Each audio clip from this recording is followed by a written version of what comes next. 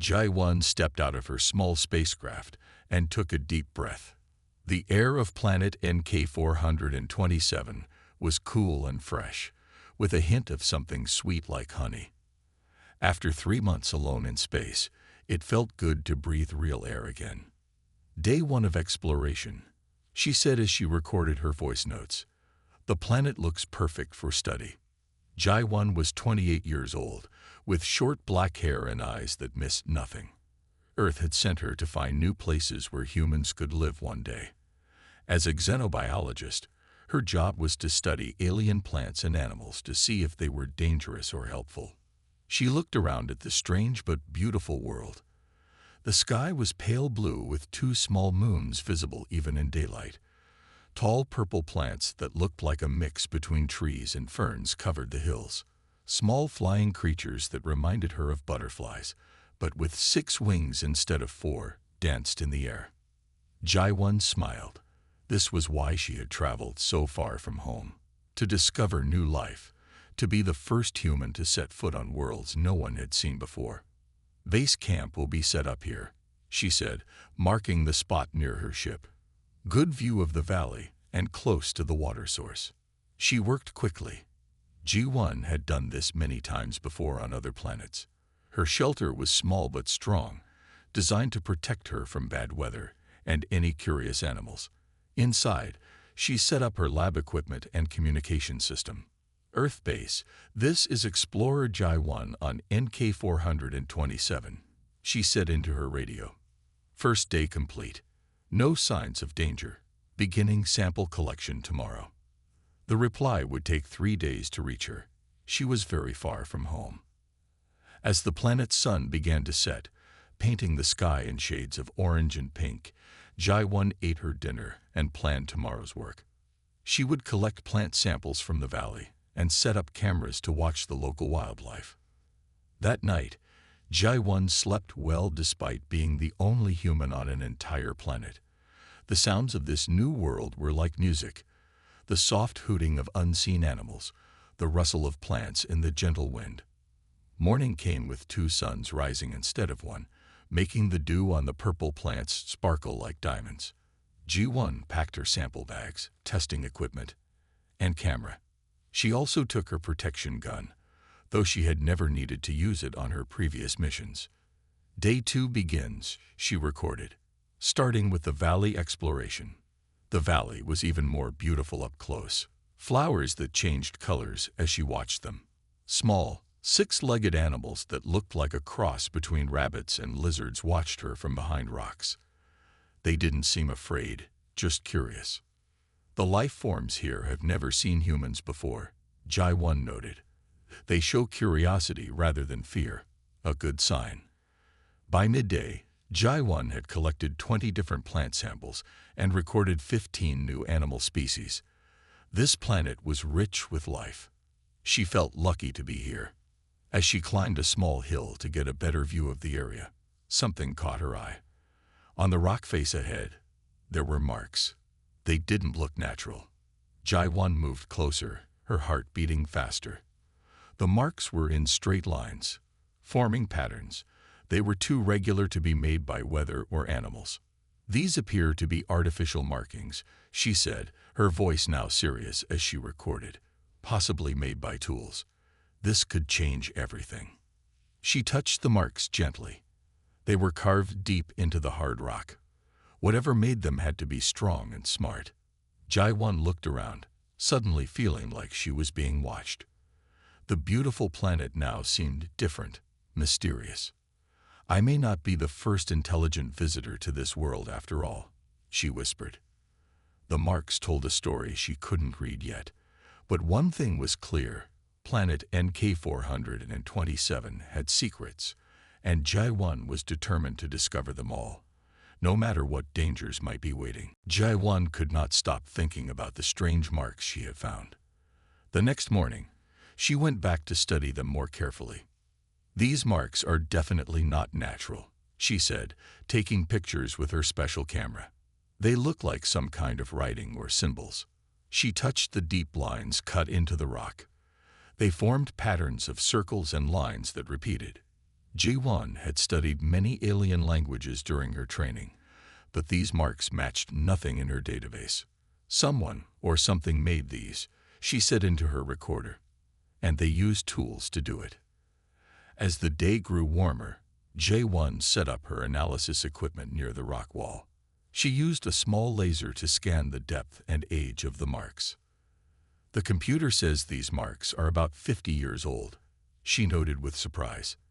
That's not very old at all. This discovery changed everything.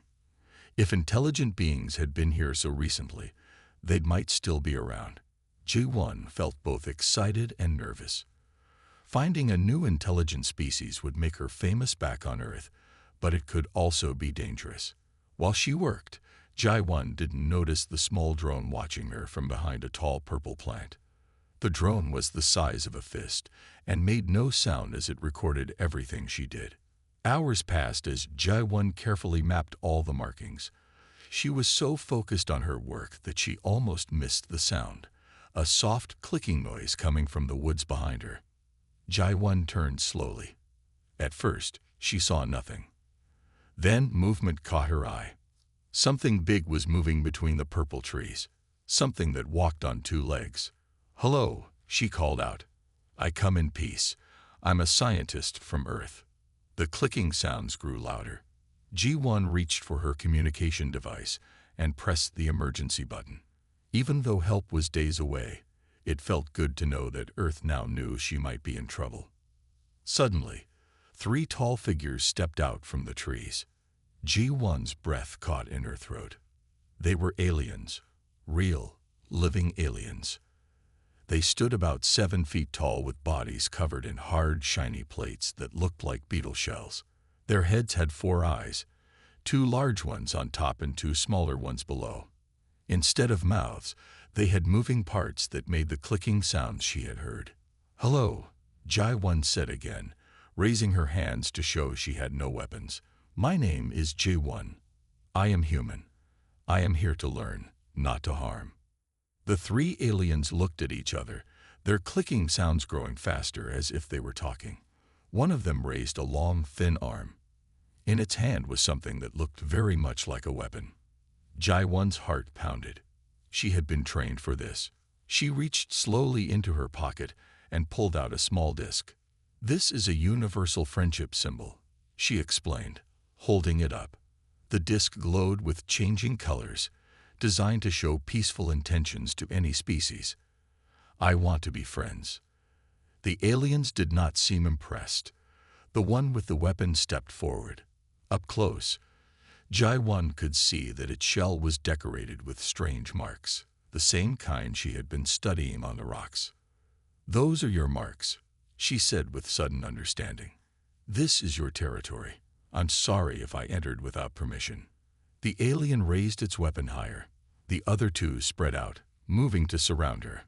Their intentions were clear. They did not welcome her presence.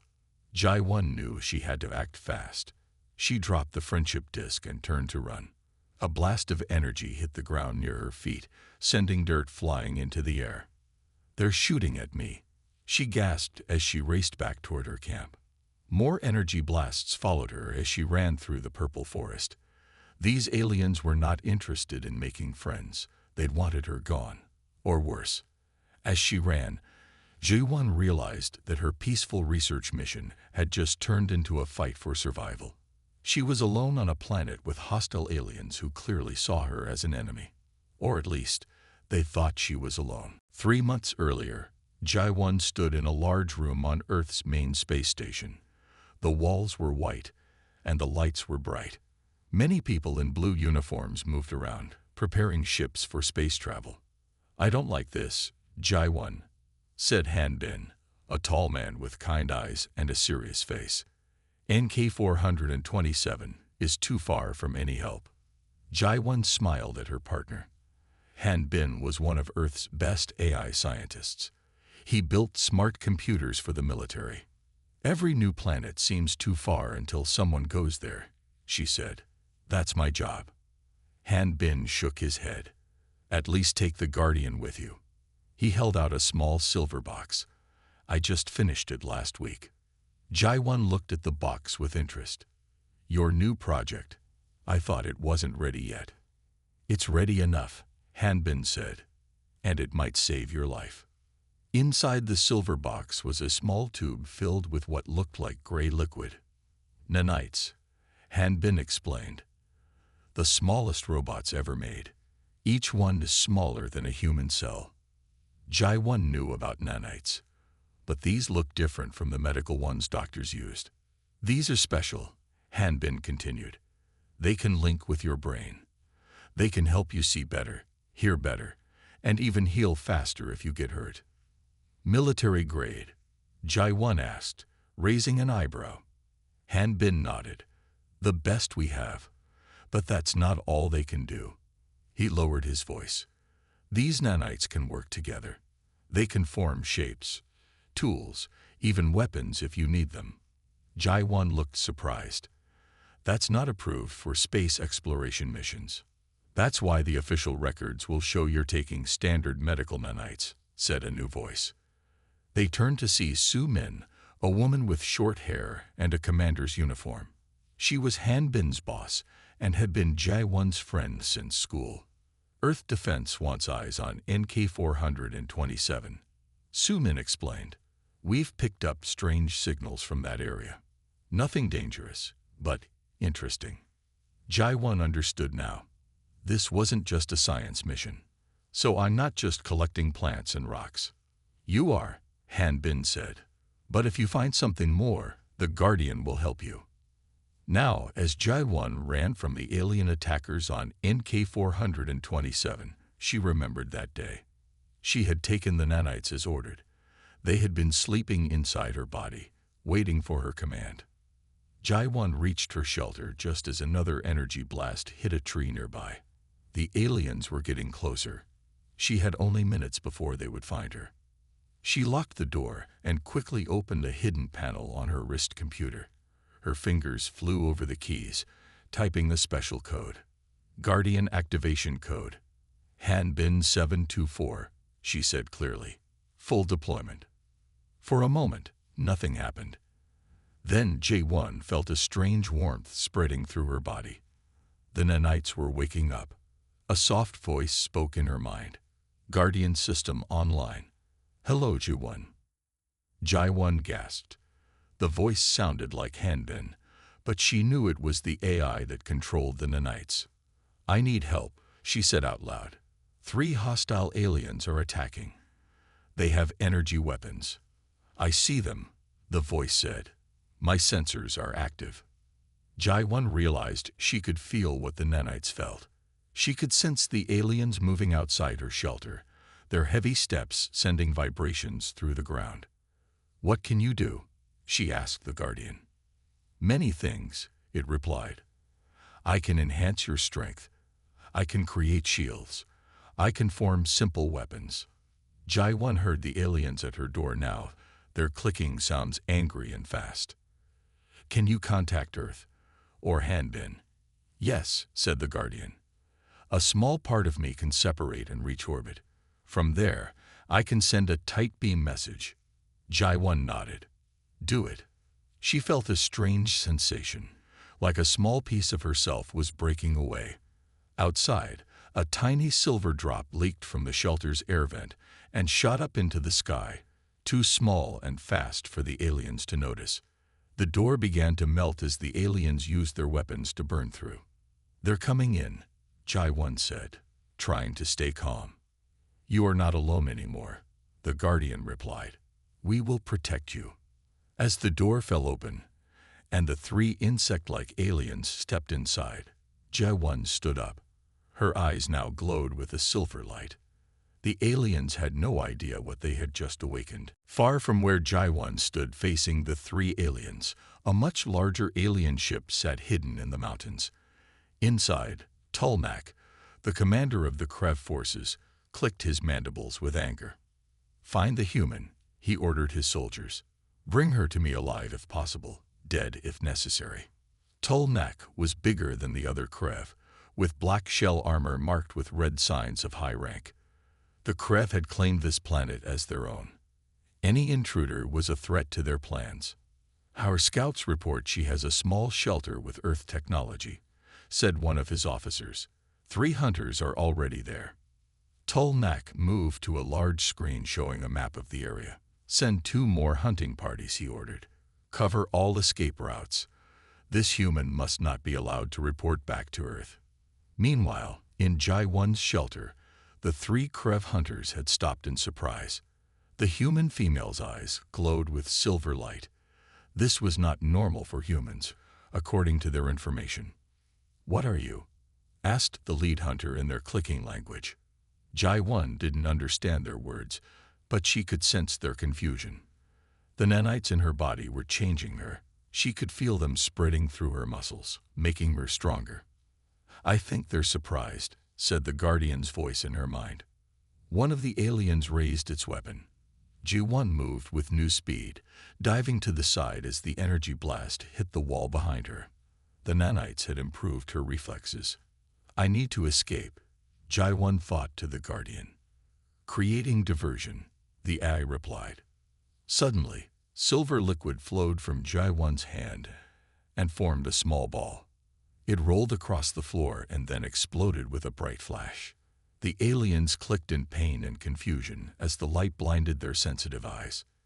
Ji-1 ran past them and out of the shelter. Outside, she could see more aliens coming through the trees. They were everywhere. "Too many to fight," she gasped. "We don't need to fight," the Guardian said. "We need to hide." Ji-1 ran into the thick forest. Behind her, she could hear the aliens calling to each other, organizing their search. "The nanites can create false trails," explained the Guardian. "Like this." Small drops of silver fell from Ji-1's fingers as she ran. They formed into tiny copies of her footprints, heading in wrong directions. The aliens would follow these false trails while she escaped. In space, high above the planet, the small piece of the nanite swarm that had left Ji-1's shelter reached its target. It found a tiny satellite hidden in orbit. The satellite was from Earth, placed there secretly months ago. Inside the satellite, systems came alive. A message formed and shot through space toward Earth. "Human explorer in danger. Krev aliens discovered. Request assistance." Back on Earth, Su-Min sat in a dark room filled with screens. When the message arrived, alarms sounded. "We have contact from NK-427, said a young officer. Ji-1 has activated the Guardian. Su-Min frowned. "Show me what we can see." One screen lit up with images from the hidden satellite. They could see the alien ship in the mountains, the Krev hunters searching the forest, and a small dot that was Ji-1 running through the trees. "She's outnumbered," said the officer. "Should we send help?" "Help would take weeks to arrive," Su-Min replied. "But we can give her more support from here." She pressed a button. "Connect me to Hanbin." On the planet, Ji-1 found a small cave and hid inside.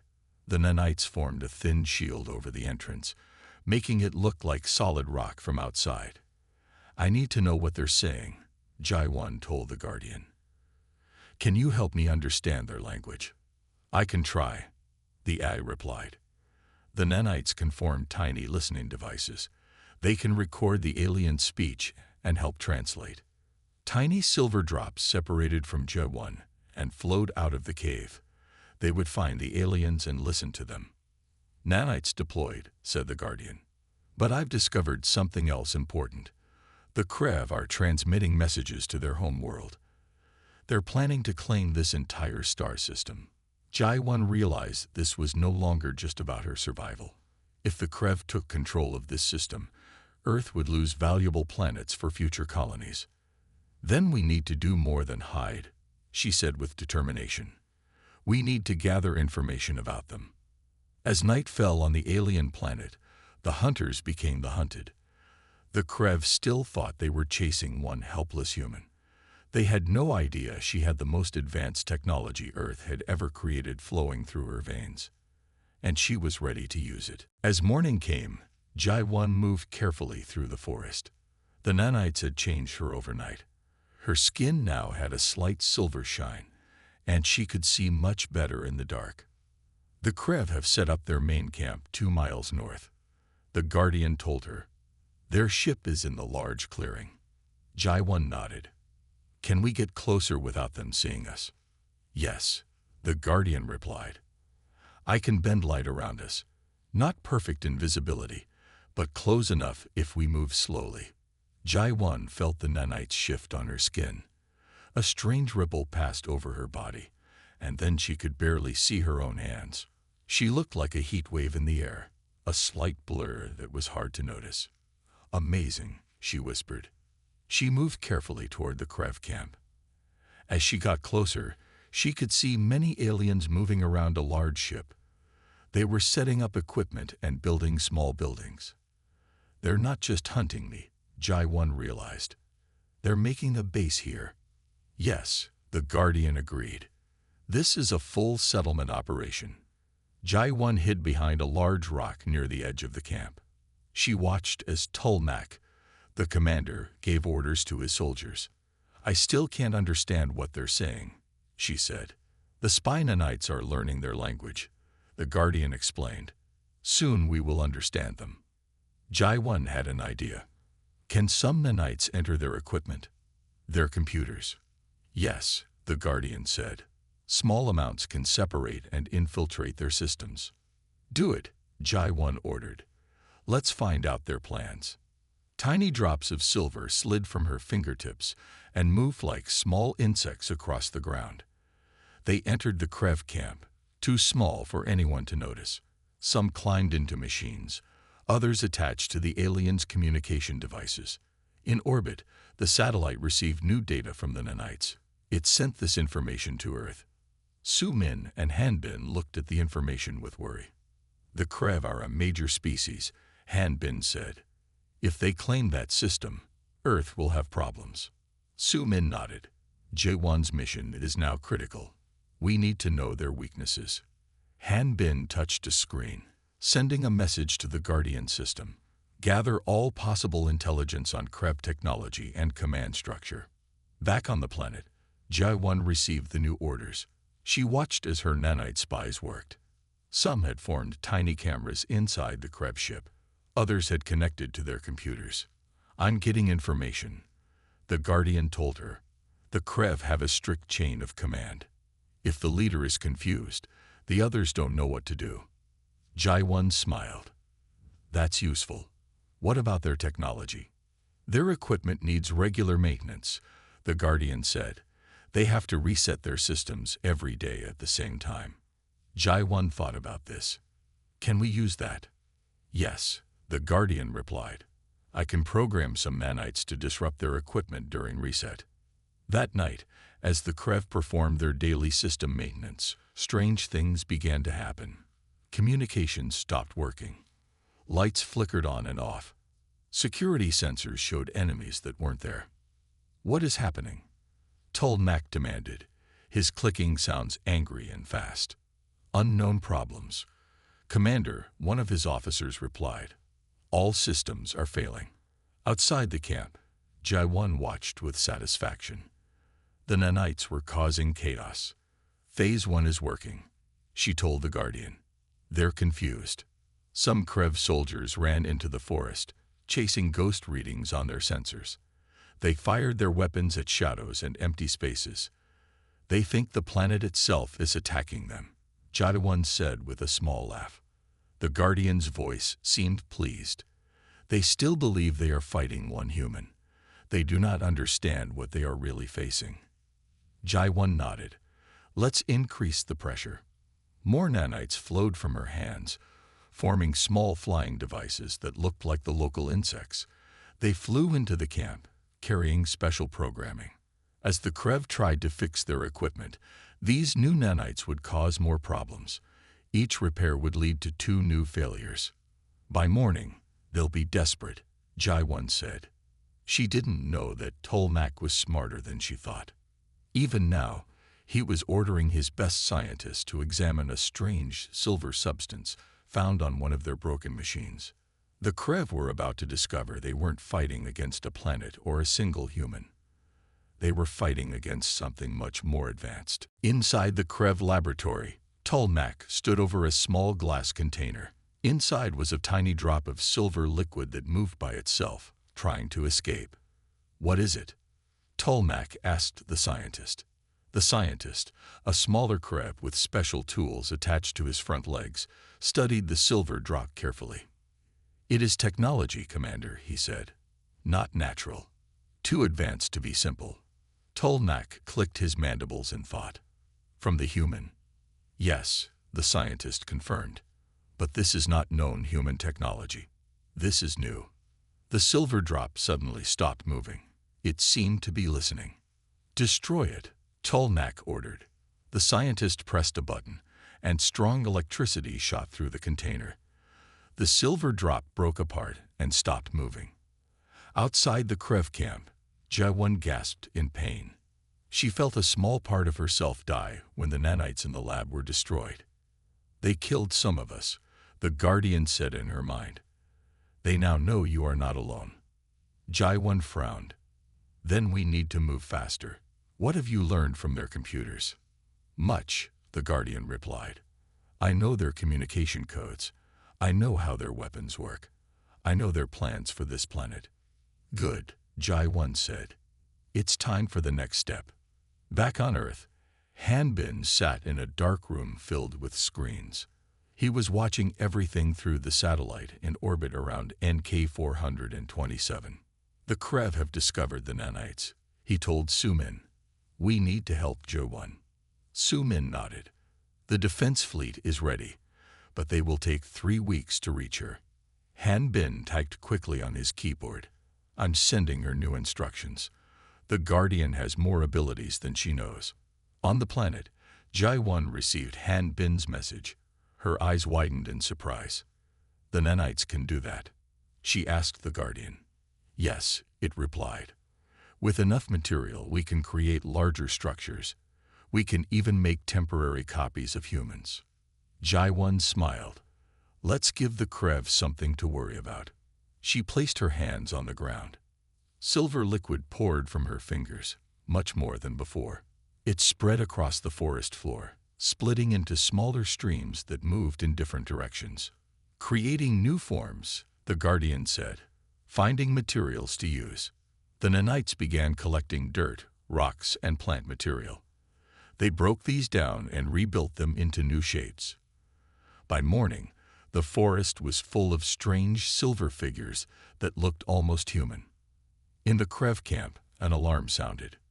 "Commander," called a guard, "we have detected many life forms in the forest. They appear to be human." Tolnak rushed to the sensor station. The screen showed dozens of human shapes moving through the trees. "Impossible," he said. "Our information said only one human came to this planet." "The readings are clear," the guard insisted. "Many humans, all around us." Tolnak was confused, but acted quickly. "Call for reinforcements from the homeworld. Tell them we face a human invasion force." In her hiding place, Jaewon watched through the eyes of her nanite spies. The Guardian's voice seemed pleased. "They believe they are surrounded by a human army," it said. "Now for the next part," Jaewon replied. The nanites around her body began to change. They formed a thin armor that covered her completely. Her normal clothes disappeared under a silver-black surface that matched the advanced suits worn by Earth's special forces. Connection established with the satellite, the Guardian told her. "Hanbin is online." "G1. Hanbin's voice came through clearly. "Can you hear me?" "I hear you," she replied. "Your nanites are amazing." "I'm sending you more instructions," he said. "The Guardian can create holographic soldiers. Not just silver shapes, but real-looking humans." Jaewon felt the nanites change again. They sent out light in complex patterns. Around her, the silver figures transformed into what looked like real human soldiers in full battle gear. "This is incredible," she whispered. "I'm also sending you an update," Hanbin said. "A small defense force is on the way. My ship is with them. We'll reach you in 3 weeks." Jaewon stood up, now dressed in what appeared to be a commander's uniform. "Time to talk to the Krev," she said. They attacked one human girl. Now they'll face what appears to be a full human response. Around her, the holographic army stood ready. The Krev were about to learn a very important lesson about humans. They'd never traveled alone, even when it seemed that way. The Krev base was in chaos. Soldiers ran in all directions, setting up defenses. Weapons were pointed at the forest where sensors showed many humans moving. Tulnak stood tall in the command center, trying to remain calm. "How many humans are there?" he demanded. "At least 50, replied his officer. "Maybe more. They have surrounded our base." This was impossible. Their information said only one human explorer had come to this planet. Now they faced what looked like a military unit. "Our reinforcements will arrive in 10 days, Tulnak said. "Until then, we must hold our position." Just then, all Krev communication devices made a strange noise. A voice spoke in perfect Krev language. "This is Commander Jai-1 of Earth Special Forces. You have invaded Earth territory and attacked an official representative. Prepare to receive terms for your surrender." Tulnak was shocked. How could this human speak their language? How could she broadcast on their secure channels? Outside the base, J1 smiled.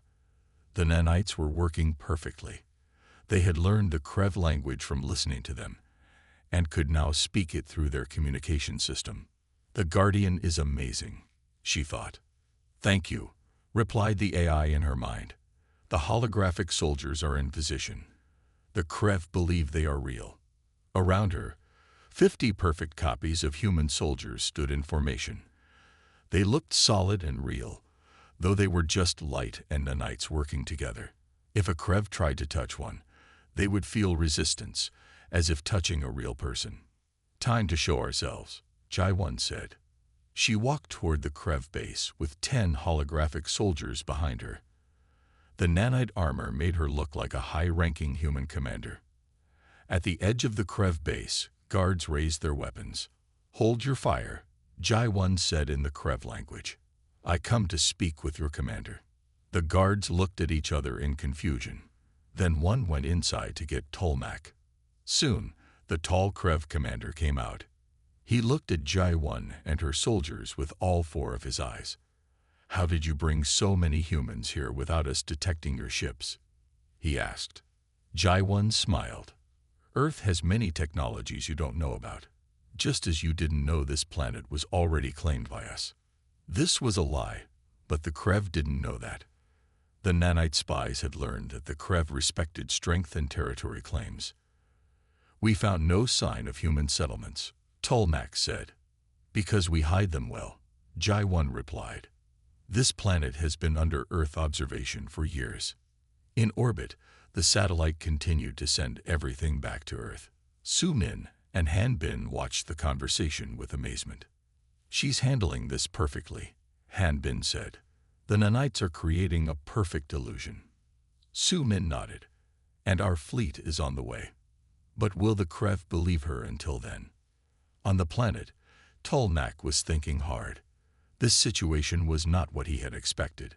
Fighting one human was easy. Fighting 50 was possible. But if Earth had more ships coming, they could be in trouble. "What are your terms?" he finally asked. Jai-1 had prepared for this. The nanites had learned the Krev's weaknesses from their computers. "First, all Krev forces will withdraw to your main ship," she said. "Second, you will share all information you have about this sector of space. Third, you will acknowledge Earth's prior claim to this planet." As she spoke, the holographic soldiers moved their weapons in a threatening way. Tulnak's mandibles clicked rapidly. "I must consult with my high command," he said. "You have 1 hour," Jai-1 replied firmly. As Tulnak went back inside his base, Jai-1 could feel her heart pounding. Would the Krev believe her show of force, or would they discover it was mostly an illusion? Just then, the Guardian spoke in her mind. Incoming message from Han-Bin. "The Earth fleet has increased speed. They will arrive in 7 days, not 3 weeks." Jai-1 felt a wave of relief. She just needed to keep up the deception for 7 more days. Then real help would arrive. Inside the Krev base, Tolnak was sending an urgent message to his homeworld. The message was simple. Humans have military force on NK-427. Request immediate instructions. The standoff had begun, but only one side knew it was fighting with smoke and mirrors. 7 days passed with both sides watching each other carefully. G1 kept her holographic soldiers moving around the Krev base, making them look real and threatening. The nanites worked day and night to maintain the illusion. On the 7th day, G1 was tired. Controlling so many nanites for so long was hard work, but the Guardian helped her stay strong. Earth ships detected entering the system. The Guardian told her, Hanbin's ship is in the lead. Ji1 smiled with relief. Just in time. Inside the Krev base, Tolnak received a message from its high command. He read it, and his mandibles clicked with surprise. The high command orders us to withdraw, he told his officers. They say fighting with humans is not worth this planet. The Krev had faced humans in small battles before, and they knew humans fought hard for their territory. The high command did not want a big war over one small planet. Prepare the ship for departure, Tolnak ordered. But before the Krev could leave, 3 large ships appeared in the sky. They were Earth ships, powerful and new. The biggest one landed in the clearing near the Krev base. Ji1 watched as the door of the Earth ship opened. Hanbin walked out with 20 real human soldiers behind him. He looked tired from a long journey, but smiled when he saw Ji1. You did it, he said, hugging her. You kept them here until we arrived. Ji1 nodded. The Guardian made it possible. Hanbin looked at the holographic soldiers with pride. My nanites worked even better than I hoped. Tolnak came out of the Krev base with his officers. He looked at the real humans, and then at Ji1. You have real ships now, he said.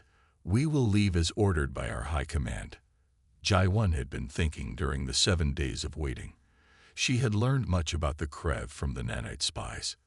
They were not evil, just different. They followed rules and respected strength. Before you go, she said, I want to show you something. She held out her hand. The nanites flowed from her skin and formed a small, beautiful shape in the air. It looked like both the Earth symbol and the Krev symbol combined. The Guardian is not just a weapon, she explained. It's a tool for understanding. It learned your language, your culture, your ways. The nanites changed shape again, forming a small model of the planet with both human and Krev buildings on it. We don't have to be enemies, Ji1 continued. This planet is big enough for both our kinds. Tolnak and his officers watched with surprise. They had never seen technology like this before. Hanbin stepped forward. What Ji1 is suggesting is a shared research station. Your people and ours, working together to study this planet. The Krev commander thought about this. His orders were to withdraw, but nothing said they couldn't return as partners instead of conquerors. This would need approval from my high command, Tolnak said. Of course, Ji1 agreed. Just as we need approval from Earth. But we can suggest it together. 3 months later, the first joint human Krev research station was built on NK-427. Ji1 led the human science team, while Tolnak represented the Krev. The Guardian nanites helped both sides understand each other. They translated languages, explained customs, and built tools that both species could use. One evening, Ji1 and Hanbin stood on a hill overlooking the new settlement. Human and Krev scientists worked side by side, studying the strange purple plants and 6-winged butterflies. When I first came here, I was alone, Ji1 said, or at least the Krev thought I was. Hanbin smiled. But you were never really alone. No, Ji1 agreed. And now, neither humans nor Krev have to be alone in space. We can explore together. Between them, a small cloud of nanites formed a beautiful, ever-changing sculpture. It showed humans and Krev traveling together among the stars. The Guardian had become more than a weapon or a tool. It was now a bridge between two intelligent species. Those aliens attacked the human girl, Hanbin said, but they never suspected she wasn't alone. Jai-1 nodded. And now they know that humans are never truly alone. We bring our technology, our adaptability, and our desire for friendship wherever we go. As the two suns set on NK-427, the future looked bright for both humans and Krev in this corner of the galaxy.